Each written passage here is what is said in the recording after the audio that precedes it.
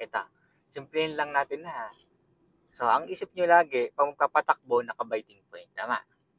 So, mali po yun. Dapat, ang biting point lang ginagamit kapag uphill. Okay. Kapag naatras. So, ito po ay hindi uphill. Siya po ay patag. Patag or downhill, same lang kung paano patakbo ng manual transmission.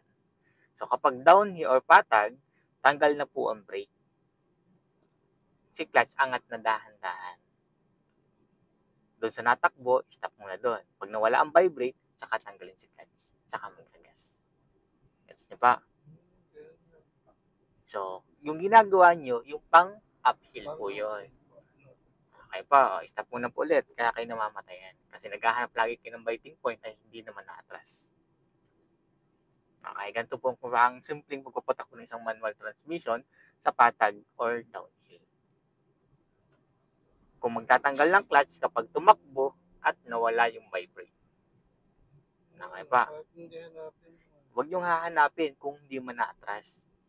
So, mamaya tuturo ko sa inyo sa uphill. Yung pong ginagawang to, ito yung level 1 lang po to. Yung level 2, yung with gas na tayo. Yung level 3 naman, yung ginagawa ng driver. Tuturo ko sa inyo yan, sunod-sunod. Okay pa? Stop muna ulit tayo. So, isipin nyo po ha, pag kayo umistop sa traffic o kahit saan, isipin nyo kung uphill or downhill. Kung uphill, biting point ang gagawin. Kung downhill or patag naman, walang brake na po tayo.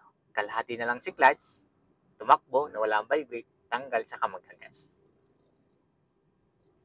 Diba? Nagba-vibrate po. Huwag tatanggalin yan. Nawala ang vibrate, saka magkagas. Yan na pa. Okay, tara, diretso